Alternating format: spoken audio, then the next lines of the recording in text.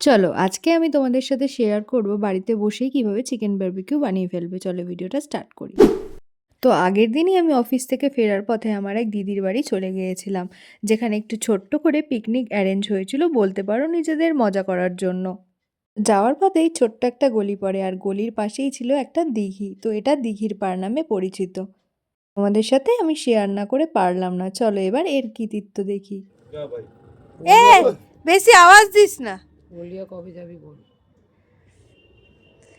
কুটুস মা, মা কুটুস মা, অকুটু কুটু মা, কুটু মা, হি কুটু মা, হিলে মামা, হিলে গুজু, ও করছে উলি বাবালি, উলি বাবালি। আমি তো তোমায় ধরবো না, পড়বে না আমার ছেলে। কত তো দেখতেই পেলে কি ভারী মিষ্টি না।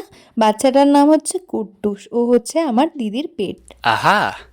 তো ওর সাথে একটু খেলাধুলা সেরে নিচে এসে ফ্রেশ হব, এই ভাবতে না ভাবতেই শুরু হয়ে গেল বারবিকিউ বানানো। তো তারপর আর কি একে একে সব জোগাড় করার প্রস্তুতি শুরু। যদিও দিদির সব অ্যারেঞ্জ করেই রেখেছিল, বাকি কিছু জিনিস আনা জাস্ট উপলক্ষই মাত্র।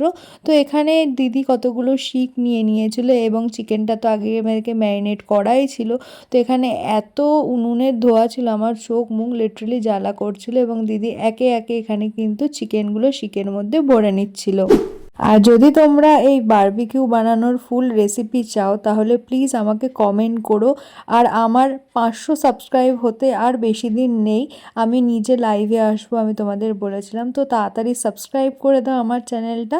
আশা করছি আমি তোমাদের সাথে আরও অনেক ভালো ভালো ভিডিও শেয়ার করব। তো চলো, এখানে বারবিকিউটা টোটালি রেডি তো হয়ে গেছেই, এবং শিকের মধ্যে আমরা কিন্তু একটা একটা করে দিয়েও দিয়েছি।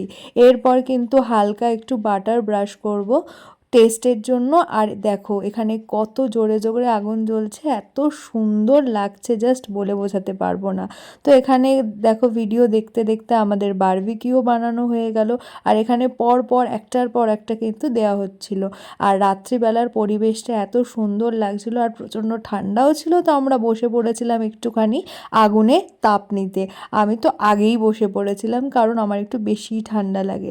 তো দেখো এখনও কিন্তু আমাদের অনেকগুলো চিকেন বানাতে হবে। তো যাই হোক, একটা চিকেন আমি টেস্ট করব। তোমরাই দেখো চিকেনটা কতটা জুসি হয়েছে। তো এখানে ছিল মিন্ট চাটনি অ্যান্ড ছিল পেঁয়াজ আর একটু লেবু। তো এই দিয়েই আমরা খাচ্ছিলাম। রাতে ডিনারে ছিল কিমা চানা মশলা। তো ভালো লাগলে সাবস্ক্রাইব করে দেখা হচ্ছে নেক্সট।